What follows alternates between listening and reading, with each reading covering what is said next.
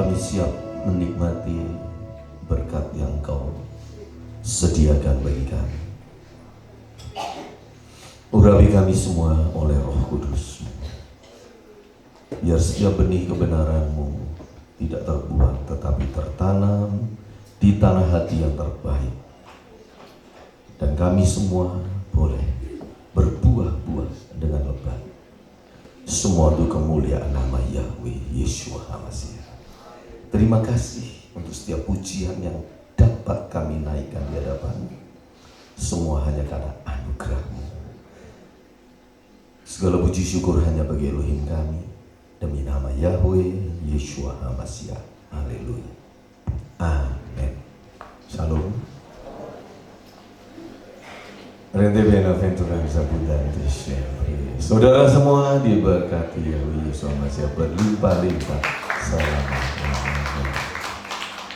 Haleluya.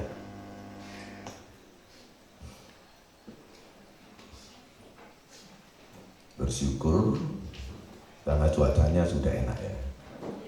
Tadi malam saya pikir kalau tetap hujan libur ini. Hanya sengnya kan suaranya keras sekali, terganggu sekali. Nah rupanya tidak boleh libur saudara ya. Amin. Senang libur atau senang nggak libur? Kalau anak sekolah itu senang libur. Haleluya. Bagi hari ini saya beri tema khotbah keinginan yang membahagiakan. Siapa yang tidak punya keinginan angkat tangan? Siapa yang punya keinginan? Semua punya keinginan. Keinginan itu kalau tercapai seneng nggak? Kalau nggak tercapai, kita baca Matius pasal 7.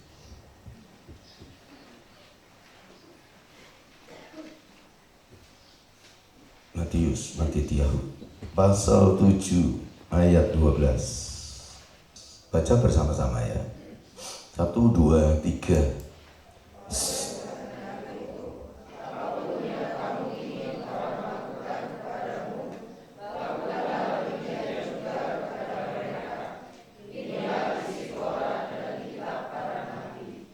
Amin.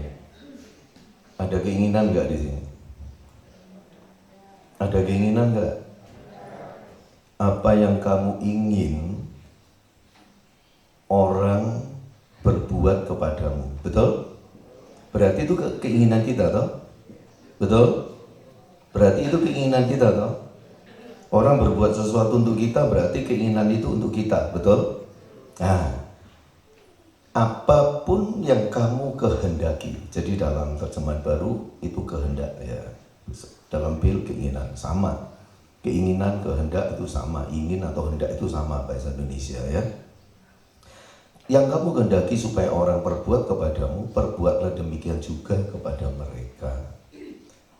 Itulah isi seluruh hukum Taurat dan kitab para nabi. Saudara, ada orang itu yang bangga karena membaca kitab suci Bible ini dari Kejadian sampai Wahyu 40 kali. Ada yang baca 1000 kali, saudara. Ini sungguh. Itu dia sendiri yang saksi seperti itu. 1000 kali saya seumur hidup. Ya orangnya tua, sudah umur 80-an. Sampai saya bingung, 1000 kali. Luar biasa itu saudara. Tapi tahukah saudara bahwa seluruh hukum Taurat dan kitab para nabi, yaitu kitab suci kita ini dituliskan bukan untuk saudara hafal ayat per ayat, bukan untuk kita hafalkan kisah-kisah yang ada, bukan. Tetapi intinya itu cuma satu. Intinya itu sangat simpel, berbicara tentang keinginan. Saudara, saya pernah khotbah beberapa bulan yang lalu bahwa tanpa keinginan tidak ada manusia yang bisa hidup. Betul nggak? Betul? Mulai dari seorang bayi yang keluar dari rahim ibu, hari pertama dia sudah ingin nyusu, betul nggak? Betul? Iya. Gak tahu siapa yang ngasih tahu dia, kok bisa tahu, nyari ya bisa ketemu ya. Dan caranya nyedot itu loh, siapa yang ngasih tahu, saudara? Betul nggak? Ada yang ingat di sini dulu waktu yang minum susu ibunya itu diajari cara nyedotnya seperti ini loh, gitu. Hah? Nggak ada. Kayak yang aneh kok dimasukkan mulutnya, kok bukan di telinganya? Keinginannya itu, saudara, membuat dia itu hidup.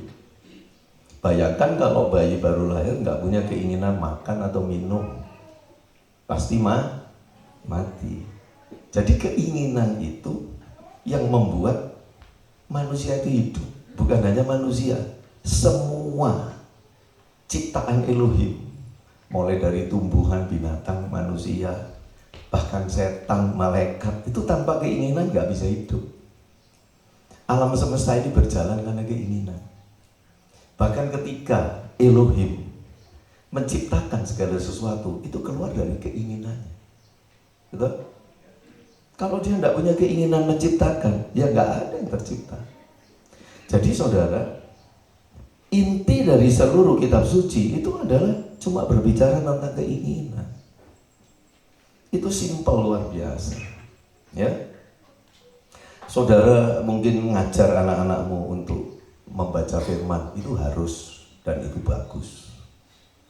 Tetapi saudara harus memberikan kepada mereka inti, esensi. Apa tujuannya membaca firman? Tujuannya membaca firman itu agar setiap keinginan kita itu tidak keluar dari kehendak Elohim. Dan ternyata tujuan keinginan yang sesuai kehendak Elohim itu simpel. Yaitu apa yang kau inginkan, lakukan itu kepada orang lain. Cuma itu. Loh, sederhana nggak? Sederhana nggak? Kamu kepingin makan? Maksudnya punya keinginan makan? Ya beri makan pada orang yang nggak bisa makan. Kamu ingin punya rumah bagus? Ya tolong orang lain punya rumah bagus. Kamu ingin punya mobil? Tolong orang lain bisa punya mobil. Kamu punya keluarga yang bagus, yang baik? Tolong orang lain juga punya keluarga yang seperti itu. Loh, intinya cuma itu. Ribuan tahun orang beragama, ribuan tahun orang membaca kitab suci, dan Torah ini sudah hampir 4000 tahun. Tetapi manusia masih saja belum mengerti tujuan dari hukum Elohim itu diberikan. Saudara, itu sebabnya kenapa saya bilang minggu lalu, mulai minggu ini, ya minggu lalu saya bilang loh, mulai minggu ini ibadahnya selesai jam 8. Nanti ini jam 8 selesai. Ada bilang, waduh kok gak kerosok kayak ibadah. Memang ibadah itu harus lama-lama. Ya ibadah itu sebetulnya nggak lama. Ibadah itu seumur hidup kita. Betul? Seluruh hidup kita ini ibadah. Saudara pikir ibadah kumpul di Bukit Hermon ini ibadah? Bukan. Ini hanya bagian dari ibadah. Ibadah itu ya seluruh hidup kita, seluruh waktu kita, semua aktivitas kita, semua perbuatan, semua perkataan, semua pikiran, semua perasaan, semua kehendak, semua keinginan, semua cita-cita, semua apapun yang kau rancang dalam hidup ini, itu ibadah. Ibadah itu di seluruh hidup kita, di semua tempat, di setiap waktu, di mana saja, kapan saja, dengan siapa saja, itu ibadah. Amin. Amin. Ya. Saudara di sini duduk manis, baik-baik semua. Salam. Benediction. Ada bienaventuranza abundante sempre. Semua saudara diberkati, api berlimpah-limpah ya selamanya. Ya kalau di Bukit Hermon ngomong sama sebelahnya supaya kamu diberkati berlimpah-limpah. Nanti dalam kehidupan sehari-hari kelihatan saudara yang lain lebih berlimpah dari dirinya, iri. Itu yang opposite.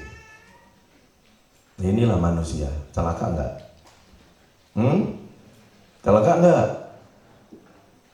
Wah, biar kamu diberkati berlimpah-limpah. Begitu lihat saudaranya yang lain diberkati berlimpah, dia tidak mulai ngerasani, wah gak bener caranya. Dia itu kaya soalnya gak bener caranya. Serobot sini, serobot sana. Utangnya banyak loh itu. Mending aku ini tidak punya apa-apa, tapi ya gak punya utang. Orang tidak punya utang itu ada dua, saudara. Yang pertama karena uangnya banyak, sehingga cukup modal. Kedua, karena tidak berani ambil risiko. Itu orang yang tidak utang. Tapi orang yang utang juga ada dua. Pertama nekat, alias rodok goblok. Ya. Kedua, tidak punya uang. Saudara, kalau utang yang mana? Ya nekat goblok atau karena tidak punya uang? Kalau utang, lu kok diam aja? Hah? Yang mana? Siapa yang tidak pernah utang? Angkat tangan. Siapa yang pernah utang? Saya utang saya banyak sampai sekarang masih punya utang. Seumur hidup ya utang terus. Ya tahu saya ini, kok tidak pernah nggak utang. Rasanya kepingin bebas dari utang, tapi kok ya tidak bisa. Tapi karena kalau bebas dari utang mungkin saya sudah out. Indoor. Mungkin kalau tidak punya utang saya sudah tidak ada gairah hidup lagi, mungkin ya saudara. Ya. Kalau punya utang itu kan masih ingin bayar utangnya gitu. Kecuali orang yang utang lalu ngemplang, tujuannya memang nggak bayar, itu beda lagi. Ya, keinginan itu inti dari seluruh firman. Itu sebabnya saudara nggak perlu berlama-lama ibadah itu. Ibadah itu kalau lama muji Dia aja, bersyukur, menyembah, memuji, meninggikan namanya, merenungkan, menghayati, sungguh-sungguh mengalami jamahan Elohim dalam hidup kita. Itu yang paling penting. Sebab untuk kehidupan kita sehari-hari, ibadah setiap saat kita, itu esensinya cuma itu aja. Intinya cuma satu. Apa yang kau inginkan, berikan itu kepada orang lain, siapapun itu. Cuma titik. Titik. Siapa yang ingin dibentak? Loh, tidak ada. Siapa yang ingin diperlakukan lemah lembut? Ya semua. Ya perlakukan orang lemah lembut.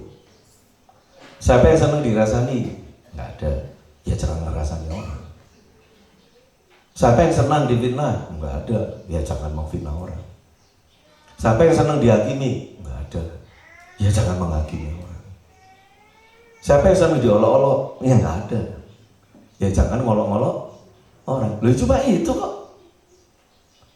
Untuk apa? Doktrin dogma gereja ditegakkan ribuan tahun. Saya saudara senantiasa bingung. Jadi bingungnya senantiasa. Bayangkan. Melihat para debater apologet Kristen yang diperdebatkan itu doktrin-doktrin yang usianya itu ratusan tahun bahkan ribuan tahun. Bapak gereja itu bilang seperti ini. Saudara, padahal inti dari ibadah dan kekristenan, pengenalan akan Elohim itu simpelnya luar biasa. Ya cuma itu saja, satu kalimat, apa yang kau ingini, berikan pada orang lain. Cuma itu. Ya sudah, cuma itu aja. Lupa, tapi saya kan perlu mengerti firman. Loh, kalau saudara ingin mengerti firman, ya lakukan itu aja. Nanti saudara akan mengerti sendiri. Ketika saudara melakukan itu semuanya, saudara akan terus dibimbing oleh Roh Kudus. Karena intinya itu. Nah, jadi untuk apa khotbah terlalu jelimet? Untuk apa khotbah dalam-dalam, rahasia-rahasia? Kok masih senang rahasia? Oh, rahasia sudah dibuka. Firman bilang rahasia yang berabad-abad sudah dinyatakan di dalam Yeshua HaMashiach. Apa ada lagi kebenaran yang tersembunyi? Tidak ada. Bagaimana mungkin ada kebenaran tersembunyi kalau sang kebenaran itu sudah menyatakan dirinya? Aneh kan? Masih aja ada orang berpikir bahwa dia punya doktrin yang tersembunyi. Wah, yang orang lain tidak tahu. saya simpen ini untuk besok-besok. Nggak ada yang seperti itu. Rahasia berabad-abad itu sang kebenaran yang tersembunyi sudah dinyatakan 2000 tahun yang lalu. Yeshua Masiah itulah rahasia satu-satunya. Misteri kehidupan, misteri keselamatan, misteri alam semesta. Misteri apapun, jawaban ada di dalam Dia. Dan Dia sudah menyatakan dirinya. Bukan hanya menyatakan dirinya, tetapi Dia tinggal dan menyertai kita selama-lamanya. Amin. Apalagi yang kita ingin tahu? Saudara datang ke ibadah, ini bagian dari ibadah ya, datang ke Bukit Temon, ingin mendengarkan sesuatu yang baru. Sesuatu yang baru itu bukan pengetahuan, tapi hidupmu yang dibarui terus. Untuk apa engkau tahu pengetahuan yang baru, tapi hidupmu tidak pernah dibarui? Dibarui dari hari ke hari, dari detik demi detik. Pernah nggak mikir seperti itu? Apa kamu tetap senang berkubang di cara hidupmu yang lama? Nah, saudara baca Ulangan pasal 23.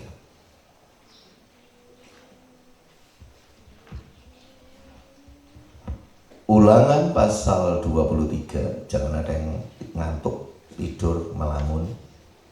Karena tepat jam 8 selesai. Cuma sisa setengah jam. Ulangan 23 ayat 21 sampai 23. Apabila engkau bernazar atau berjanji kepada Yahweh Elohimmu, janganlah engkau menunda-nunda memenuhinya. Sebab tentulah Yahweh Elohimmu akan menuntutnya daripadamu, sehingga hal itu menjadi dosa bagimu. Tetapi apabila engkau tidak berjanji atau bernazar, jangan, saya ganti dengan berjanji. Karena nazar ini saudara, ini kan sebetulnya bahasanya itu bahasa Arab. Nah, orang pikir kalau pakai bahasa Arab itu lebih hebat daripada bahasa Indonesia. Padahal artinya sama aja, nazar ya janji. Maka hal itu bukan menjadi dosa bagimu. Apa yang keluar dari bibirmu haruslah kau lakukan dengan setia. Sebab dengan sukarela kau janjikan kepada Yahweh Elohimmu sesuatu yang kau katakan dengan mulutmu sendiri. Amsal 10 ayat 24. Saya baca Amsal 10 ayat 24. Haleluya. Amsal 10 ayat 24. Apa yang menggentarkan orang fasik itulah yang akan menimpa dia, tetapi keinginan orang apa? Akan dikabulkan, diluluskan. Keinginan orang benar akan diluluskan. Kata lulus itu ada ujian. Bagus ya. Orang kalau lulus itu kan ada ujiannya toh. Wah, kamu sudah lulus. Nah, itu pasti melalui ujian. Ketika kita berjanji untuk melakukan sesuatu, memberikan sesuatu, apapun itu pasti ada ujiannya, saudara. Nah, tetapi kalau keinginan itu ada pada orang benar, dia pasti lulus di situ. Nggak mungkin tidak. Beda kalau dia orang fasik. Ya, biasanya kalau orang berjanji lalu nggak lulus, itu karena ditunda-tunda. Itu sebabnya tadi kita baca dalam Ulangan 23, kalau kamu janji, jangan ditunda-tunda. Sesegera mungkin kamu bisa lakukan. Ya, begitu ya. Kita baca sekarang Amsal pasal 11 ayat 23. Amsal 11 ayat 23. Keinginan orang benar mendatangkan bahagia semata-mata. Harapan orang fasik mendatangkan murka. Keinginan orang benar mendatangkan bahagia semata-mata. Tidak ada ruginya. Untung tok. Bahagia semata-mata. Pasal 13 Amsal ayat 12. Pasal 13 ayat 12. Harapan yang tertunda menyedihkan hati, tetapi keinginan yang terpenuhi adalah pohon kehidupan. Keinginan yang terpenuhi adalah pohon kehidupan. Nah, saudara,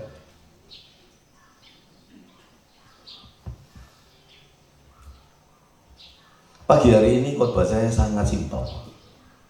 Karena khotbah ini bukan saya rencanakan, bukan saya cari-cari, tapi saya diberi oleh Elohim. Ya, 2 hari yang lalu saya itu bilang sama Elohim, Yesua saya khotbah apa nanti hari Minggu. Itu biasa, saya itu biasa, mesti gitu. Saya ini khotbah apa? Karena saya itu kalau disuruh khotbah setiap saat ya bisa. Masalahnya yang dikehendaki Elohim itu apa gitu. Kalau cuma menuruti kehendak saya, kefasihan saya berbicara, pengetahuan saya tentang firman, ya sudah, tidak usah dipertanyakan. Setiap saat saya bisa khotbah. Tapi saya nggak berani seperti itu, apalagi satu minggu sekali. Kepada domba-domba yang dipercayakan pada saya selalu tanya, Yesua apa yang harus saya katakan ya minggu nanti. Tiba-tiba, jadi ini kesaksian. Tiba-tiba saya itu diingatkan. Saya diingatkan tentang mami saya. Jadi dari situlah khotbah ini berasal.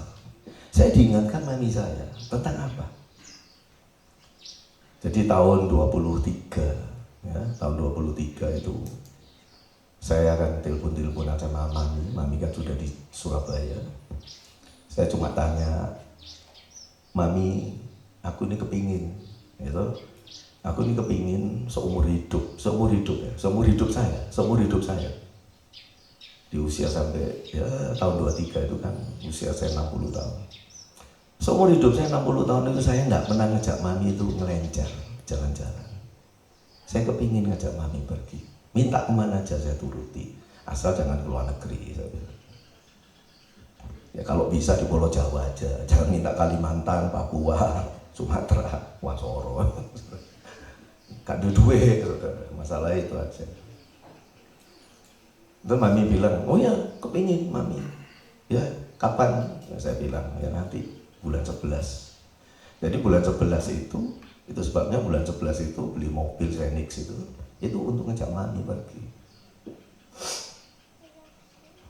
Jadi mobil baru keluar dari showroom, belum ada suratnya, itu sudah berangkat aja, saudara. Nekat, ditilang sampai 2 kali.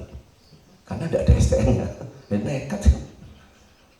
Ya, ketemu polisi, saya bilang, ya sudahlah polisi telepon Hajat Abadi, tanya, saya sudah lunas atau belum. Ini barang curian atau bukan? Cuma gitu aja, saudara. Mau ada surat dari Hajat Abadi. Ya, jadi bulan 11 sampai 12, tahun 23, saya ngajak mami ngelencer itu. Ya, mulai dari Gunung Bromo sampai kota Bandung. Jadi ujung timur dari Jawa sampai ujung barat Pulau Jawa.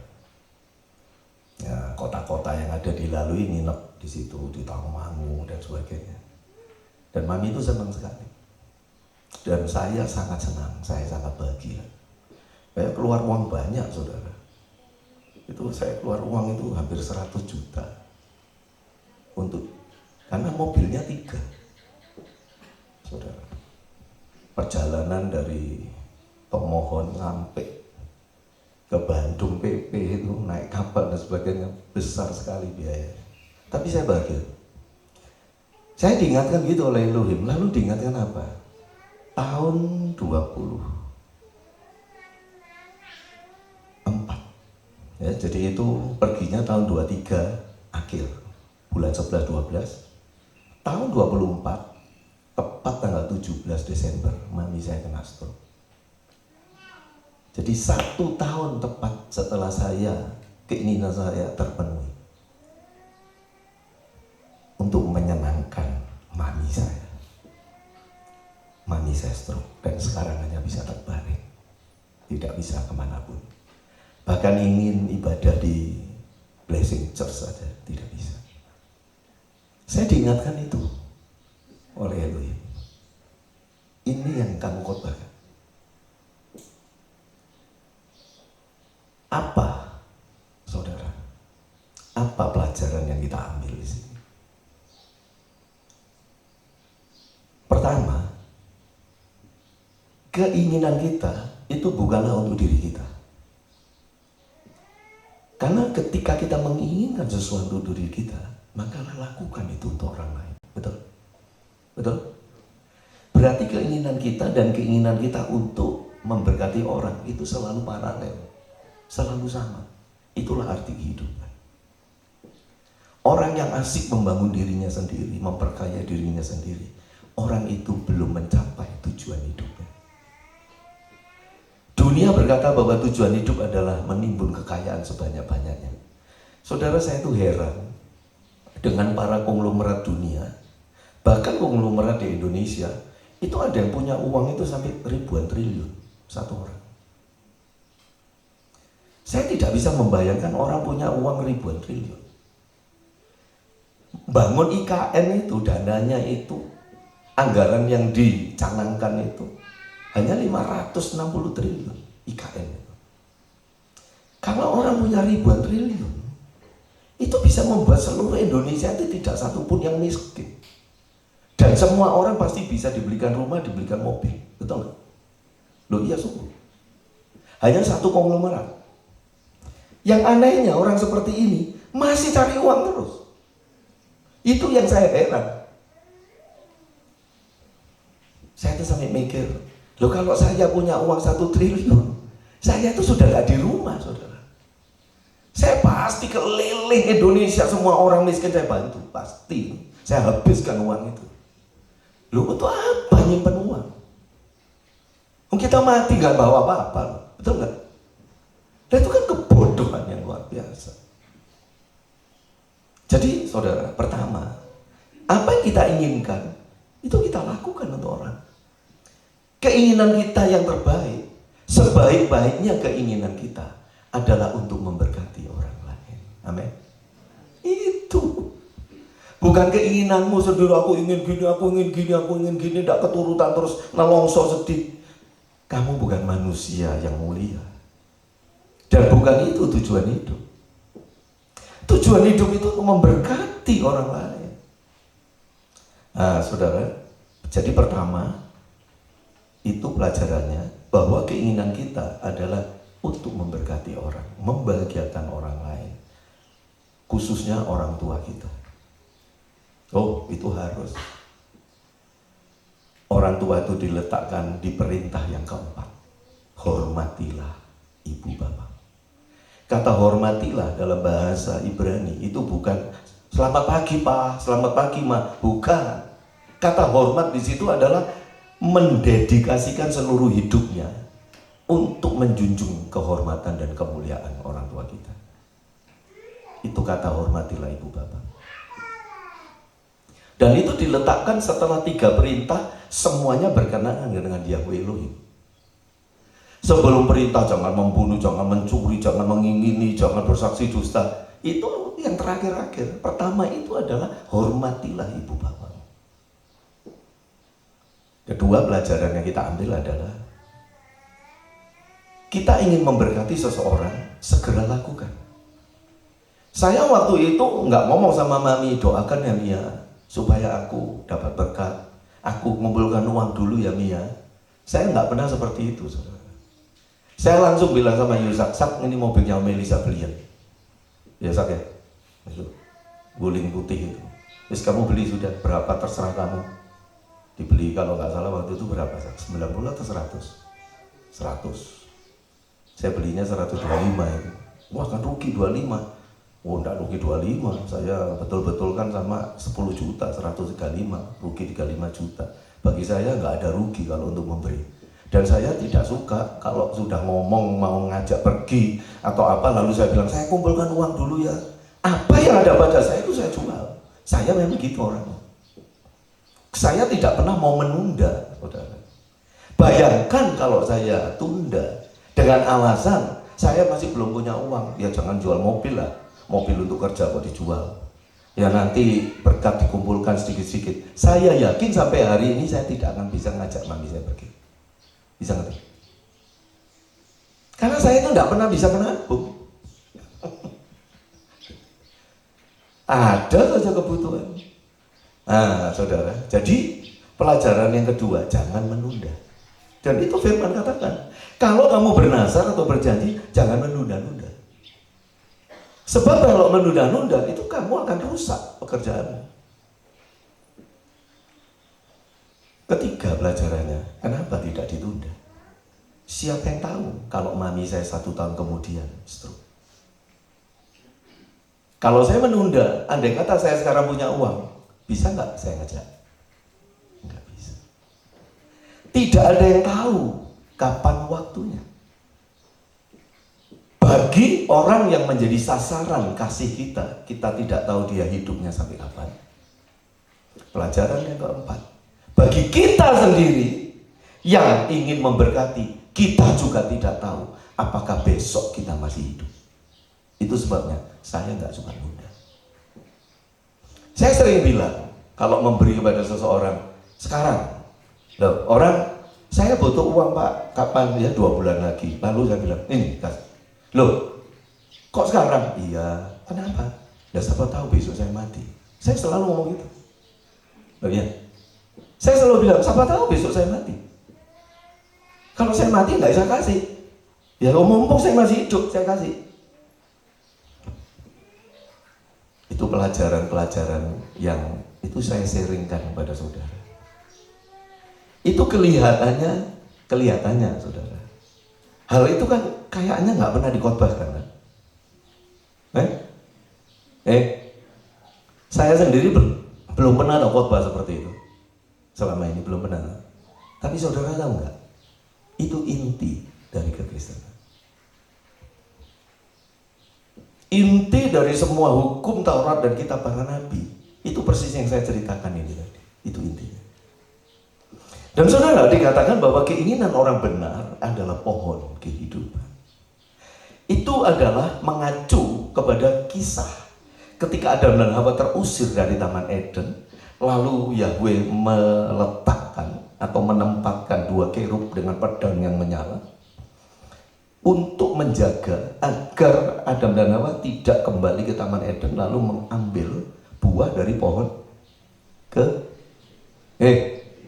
kehidupan. Sebab kalau mengambil pohon kehidupan itu buahnya dimakan, nanti dia hidup selamanya.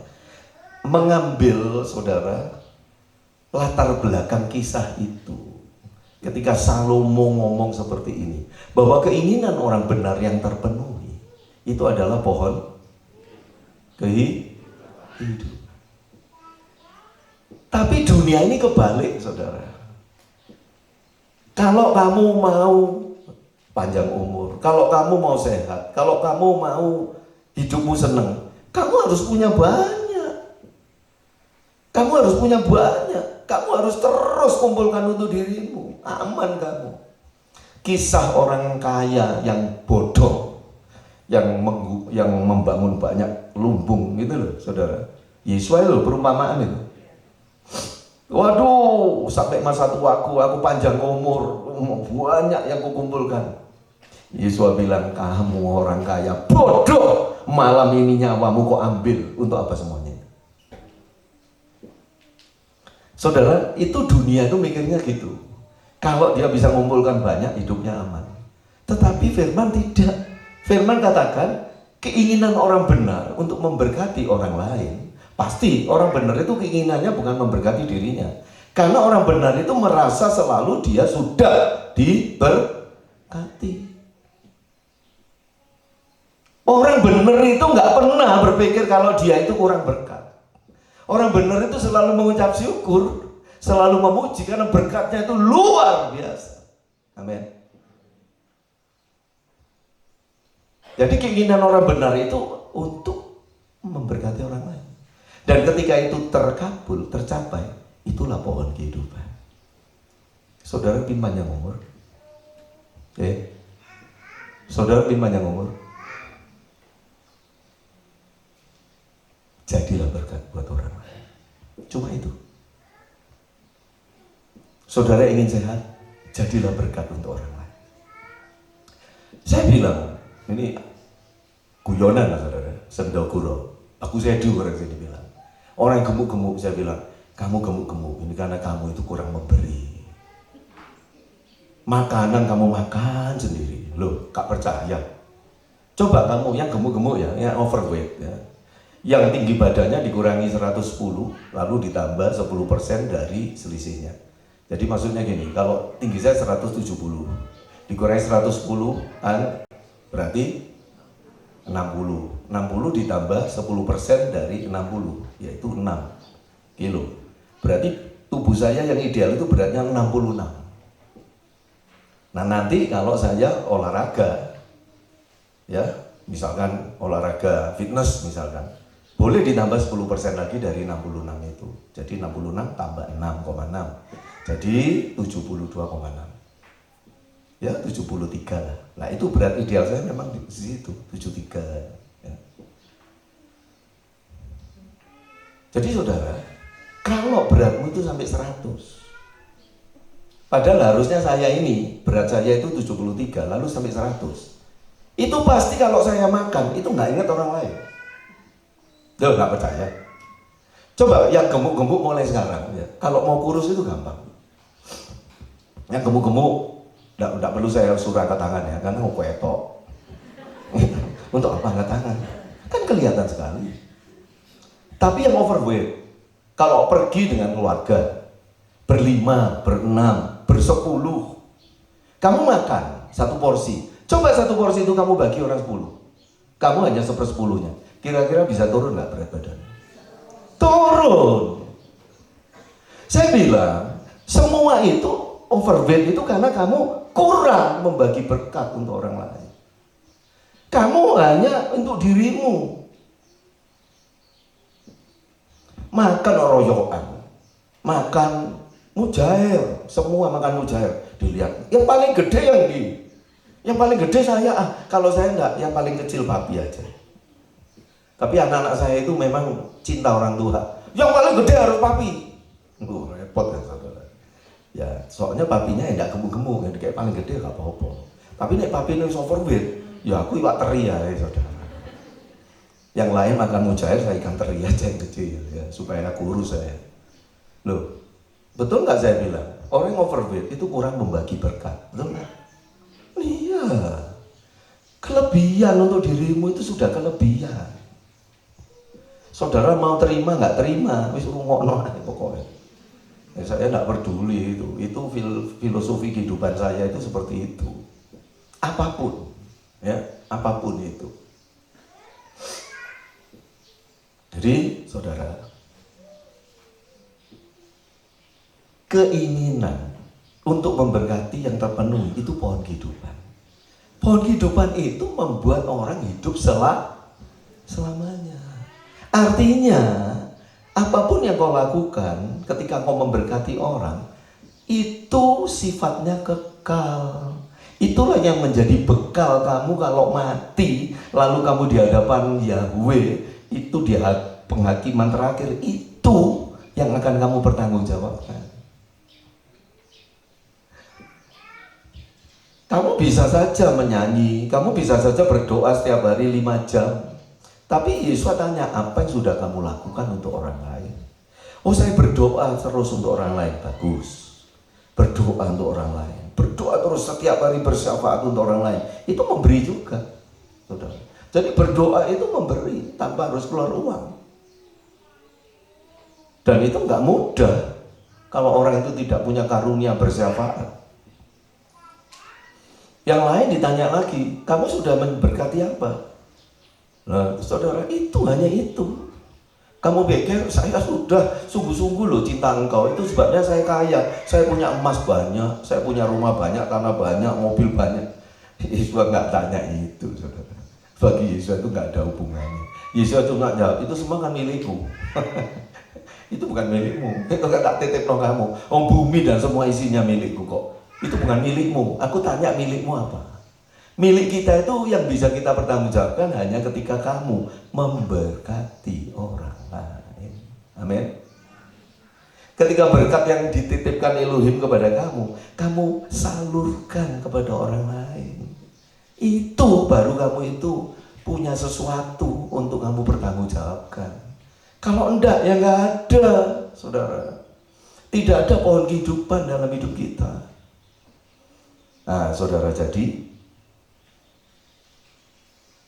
dikatakan bahwa keinginan orang benar itu membawa kebahagiaan semata-mata. Itu sebabnya temanya keinginan yang membahagiakan. Orang yang benar Kalau dia memberi lalu jadi berkat, dia akan berbahagia. Oh, bahagia, saudara, bahagia. Tapi kalau orang itu bukan orang benar, memberinya terpaksa dengan modus-modus, motif-motif yang tersembunyi, ya dia nggak bahagia. Nggak bahagia. Tapi kalau orang itu orang benar, memberi dengan tulus, dengan sukacita, maka orang yang diberi itu kalau diberkati, dia semakin berbahagia. Ada orang, saudara, memberi seseorang karena orang itu dianggap mungkin kekurangan. Lalu setelah diberi, orang itu kok semakin kaya, lebih kaya dari dia yang memberi. Jadi dia nggak seneng, dia sirik. Tahu gitu gak tak beri dulu. Kok sekarang dia lebih kaya dari saya? Loh, kalau sampai kamu memberi seseorang, orang itu semakin kaya, berarti kamu tuh benar memberinya. Berarti Elohim juga memberkati dia. Bisa ngerti? Justru kalau kita memberi seseorang, orangnya tambah miskin, itu tanda tanya. Loh, kena apa ini? Kok kayak buang garam ke lautan? Nggak ngefek. Tahu peribahasa buang garam ke lautan? Garam kan sudah asin, ditambah air laut kan sudah asin, kamu kasih garam, memang tambah asinnya, itu nggak kerosok, saudara, nggak ngefek. Ya. Kalau orang miskin dikasih, terus miskin terus tambah miskin, waduh, apa-apa ini? Akhirnya bergantung sama kamu terus. Loh, kamu jadi apa? Jadi apa? Kamu jadi penjamin hidupnya. Jadi beban, saudara. Memberi itu bukan beban, memberi itu bahagia, sukacita. Nah, saudara, jadi pelajarannya cuma itu aja yang perlu saya khotbahkan pagi hari ini. Saudara renungkan baik-baik. Orang-orang yang pernah janji apapun, sampai ada orang janji itu sampai tahunan, puluhan tahun, gak pernah ditepati, saudara. Kenapa? Nunggu duit akeh. Lah nek nunggu duit akeh, gak akeh, janjinya gak ditepati. Nah, ini rusak, saudara. Kalau berjanji itu tepat ono, gak apa-apa. Gak usah takut, bahagia, gak mungkin gagal. Itu pohon kehidupan. Kalau janjimu sebagai orang benar apa? Ya lakukan. Nanti kalau saya punya berkat lebih, saya nanti bangun gereja ini. Misal, selama ini sih tidak ada yang orang janji seperti itu. Misal, uang lebih itu kan relatif. Lebih itu seberapa? Benar? Nanti sudah dikasih berkat khusus masih kurang. Soalnya berkatnya ini saya mau belikan mobil. Oh, ini aja masih kurang. Ya, loh, kan repot kalau janjinya seperti itu. Kalau janjinya saya punya berkat lebih, saya bangun gereja. Loh, berkat lebihnya itu kamu tidak ngomong tuh sama Elohim, Piro. Memang harus punya berkat lebih itu 1 miliar, 2 miliar, 3 miliar. Memang harus seperti itu. Seperti Kongfuce pernah ngomong, perjalanan 1000 mil dimulai dari langkah pertama. Perjalanan 1000 mil itu 1000 mil itu bisa tahu berapa kilo? 15.600 kilo. Katakan 1 mil itu 1,56 kilometer. Perjalanan 1000 mil dimulai dari langkah pertama. Langkah pertama itu cuma 40 cm rata-rata langkahnya orang. Setengah meter lah langkahnya. Bayangkan 15.600 km itu diselesaikan ketika 40 cm kita melangkah pertama. Itu Kongfuce yang ngomong.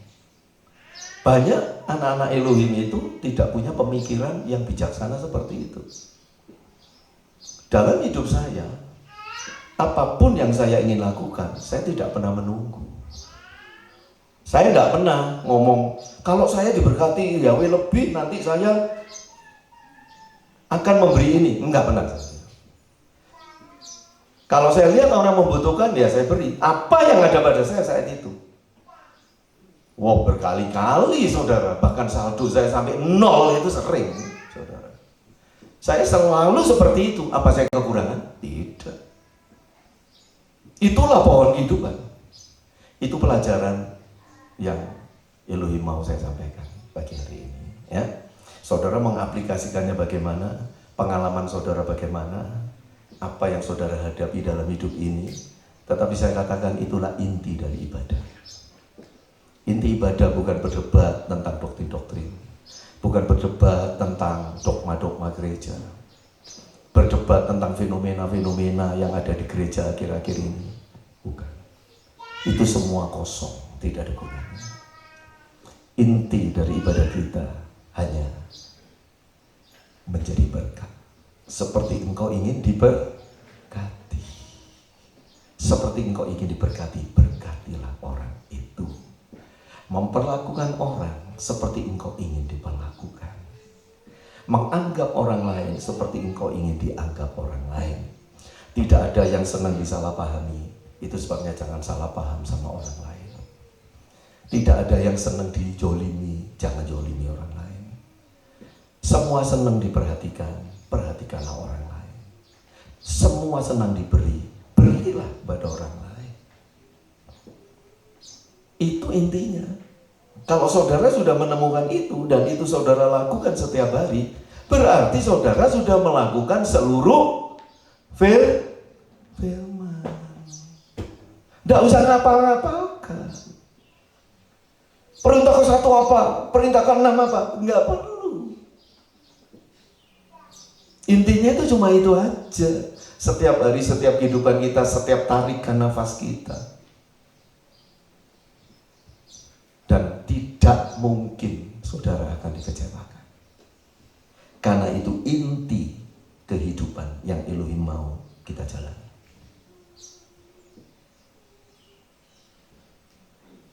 Saudara, kalau orang ulang tahun, panjang umurnya, tiup lilin, kotak, mengharapkan hadiah. Betul nggak? Kalau ulang tahun seneng tau dikasih hadiah. Kalau ulang tahun itu justru memberi hadiah, bukan minta hadiah. Kalau ulang tahun dirayakan berharap hadiah, itu bukan orang mulia, itu banyak di karombasan. Happy birthday Yeshua. Ketika Yeshua ulang tahun, dia memberi atau diberi? Karena begitu besar kasih Elohim akan dunia ini, sehingga dia memberikan, mengaruniakan putranya yang tunggal. Itu hadiah terbesar. Setiap ulang tahun Yeshua memberikan hadiah, yaitu dirinya kepada kita semua. Amin. Nah, bagaimana saudara? Itu sebenarnya kalau saya jemaat kasih saya hadiah ulang tahun, saya bilang tidak usah, jangan hadiah saya. Yeshua aja ulang tahun tidak dihadiahi, maksud saya dihadiahi. Kalau bisa saya yang hadiahi. Nah iya saudara, kamu ulang tahun, bagikan hadiah sebanyak mungkin kepada siapapun. Kamu ulang tahun kan bahagia, ya? Sudah bahagia kok minta dibahagiakan lagi sama orang lain. Kalau sudah bahagia karena panjang umur, ya bahagiakan orang lain. Seperti itu, ya. Itu inti dari Taurat dan kita para nabi. Banyak kita itu hidupnya itu nggak sesuai dengan esensi Taurat. Saudara membaca kitab suci, tapi saudara tidak mengerti arti yang sesungguhnya. Ya, jadi seperti itu. Tidak seorang pun yang tahu kapan dia hidup, sampai kapan dia hidup. Juga tidak tahu orang-orang lain yang menjadi sasaran kasih kita sampai kapan dia hidup. Kita juga nggak tahu. Berbuat baik, memberkati, jangan pernah ditunda. Apalagi kalau itu sudah dijanjikan dengan mulutmu. Bahkan tanpa dijanjikan pun, engkau melihat orang membutuhkan, engkau harus turun tangan di sana. Karena itu ajaran firman. Ya, Yesus memberkati saudara semua. Haleluya. Silakan bangkit berdiri. Best.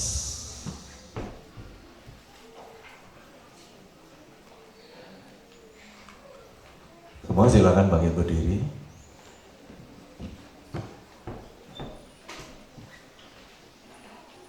Beriku hati yang menyembahmu, Yeshua.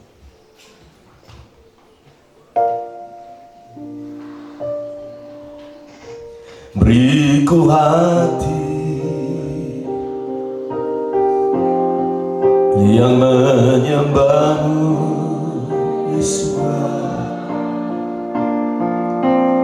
Beriku hati yang mengasihi, yang mengasihi. Beriku hati memujimu.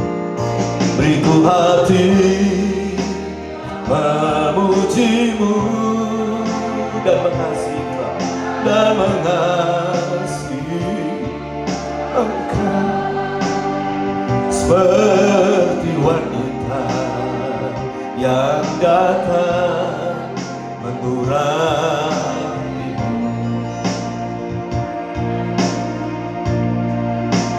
Beriku hati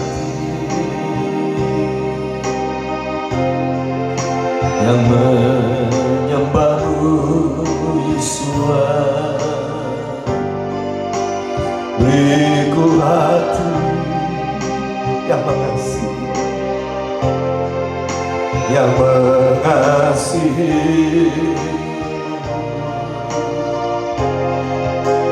Beriku hati yang memuji dan mengasihi Engkau seperti wanita yang datang mengurapimu. Pelayan Pejabat Kudus silakan maju.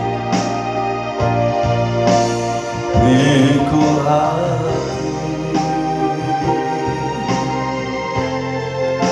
yang menyembahmu, Yeshua.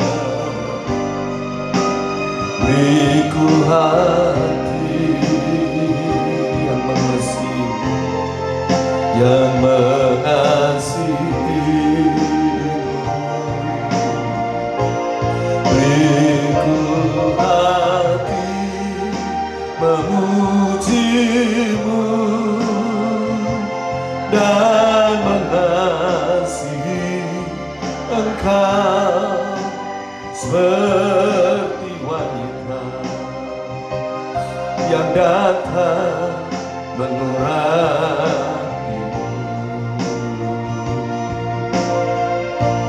Beriku hati memujimu dan mengasihi Engkau seperti wanita yang datang mengurapimu.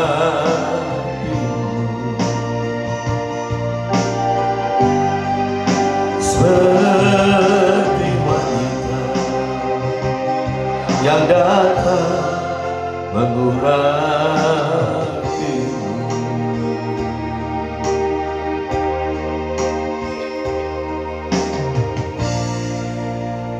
Lebih dari ahli Taurat dan orang Farisi, itulah yang dilakukan wanita yang mengurapi Yeshua.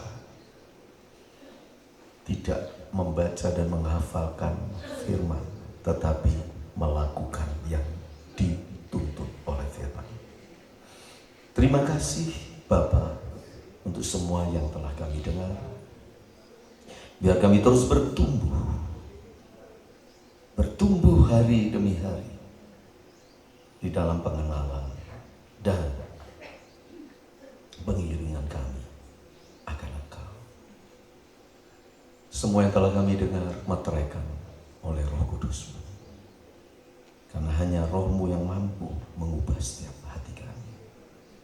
Sucikan, kuduskan kami semua, layakkan untuk menikmati tubuh dan darah Yeshua Masiah.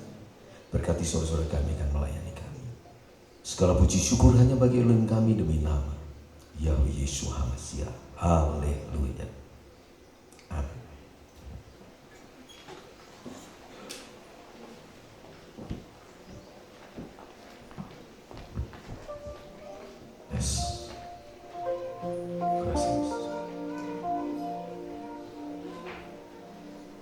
ingatkan kembali akan kebaikanmu, ingatkan ku selalu akan pengorbananmu. Ajarku selalu mengucap syukur, ingatkanku kasih-Mu Yesus.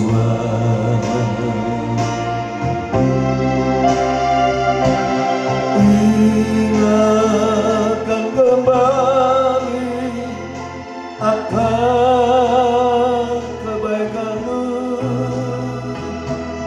ingatkan ku selalu akan pengorbanan-Mu. Ajarku selalu mengucap syukur, ingatkanku kasih-Mu Yesus.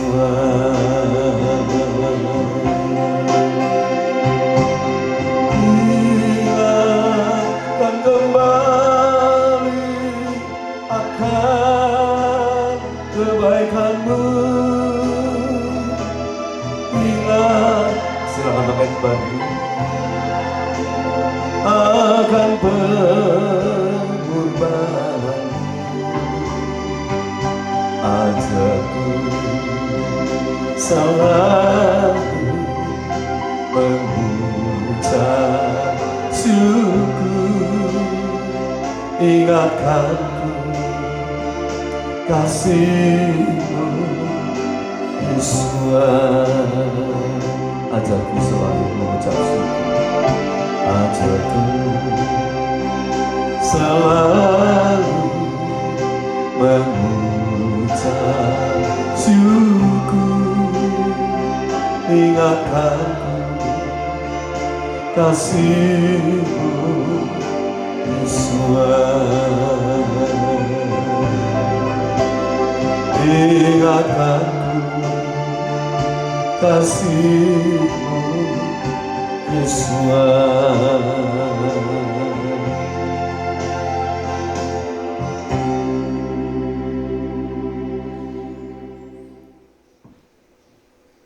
Apa yang kita pegang adalah daging dan darah anak domba Elohim, darah Yeshua Masih yang olehnya kita sudah ditebus dan kita menjadi miliknya, dan harga penebusan sudah lunas dibayar. Terima kasih untuk tubuh dan darah anak domba Elohim. Pada malam perjamuan yang terakhir sebelum Yeshua disalibkan, Yesus mengambil roti, mengucap syukur, memberkatinya, lalu memecah-pecahkannya dan berkata, "Inilah tubuhku yang diserahkan bagi kamu, makanlah ini. Sebab barang siapa memakan roti ini, yaitu dagingku, tubuhku, dia tidak akan mati, tetapi hidup selama-lamanya." Bukankah roti yang atasnya kita ucapkan syukur adalah persekutuan dengan daging anak domba Elohim? Amin. Demi nama Yahweh Yeshua Masih kita makan.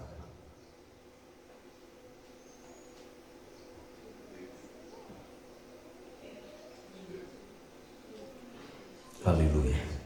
Terima kasih. Angkat cawan lebih tinggi dari kepala.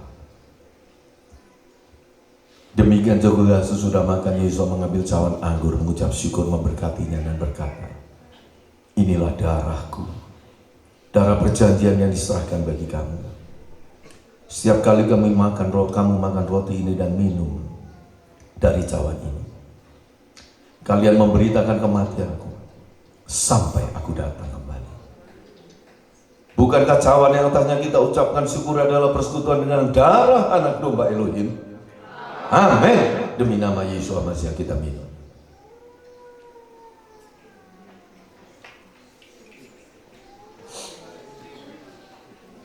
Terima kasih Yesus, terima kasih Yesus.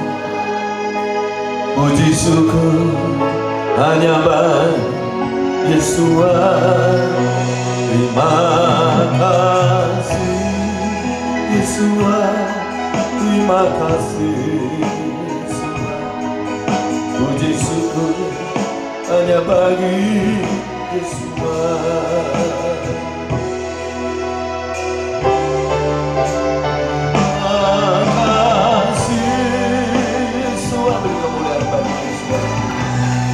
Haleluya, terpujilah Engkau ya Yesus. Terima kasih Yesus, terima kasih Yesus. Puji syukur hanya bagi Yesus. Puji syukur hanya bagi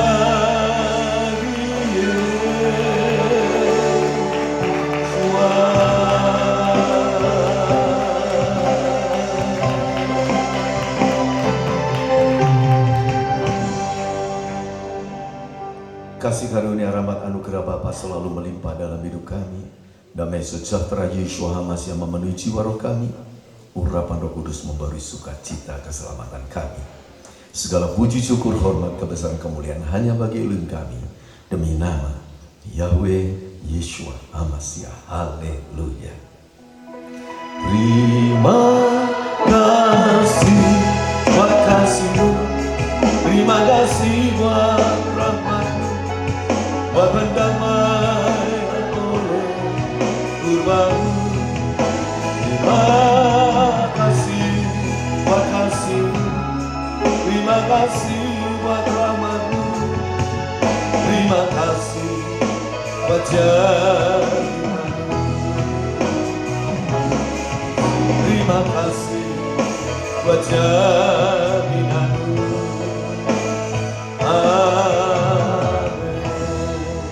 Shalom, Yesus ada di sini. Selamat pagi, buenos dias. Ku ingin selalu berdiam di bait-Mu, sujud menyembah, meninggikan nama-Mu, bahwa ku terbang tinggi bagai Raja Wali, melintasi awan suka duka, merebut kemenangan. Aku ingin selalu berdiam di bait-Mu, sujud menyembah, meninggikan nama-Mu, bahwa ku terbang tinggi bagai Raja Wali, melintasi awan suka duka, merebut kemenangan. Di mahkotanya orang yang rendah hati, pujian dalam mereka, sorak-sorai, sorak-sorai, haleluya. Di mahkotanya orang yang rendah hati, pujian dalam mereka, sorak-sorai, sorak-sorai, haleluya.